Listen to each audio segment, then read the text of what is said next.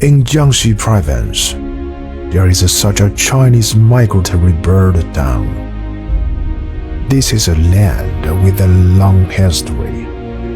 Ancient tales once spread here, and wisdom and diligence of ancestors laid its foundation. Now the town boasts unparalleled ecological charm. Vast wetlands and clear lakes from a vibrant natural scene.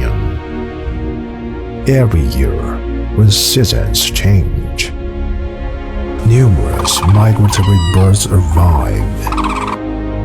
They cross through hardships and distances to reach this warm haven. Thousands of birds fly together, floating out of the sky. It's nature's most stunning show. They rest and breed here in harmony with the locals. The Chinese migratory bird town is not only a home for life, but also a soul destination.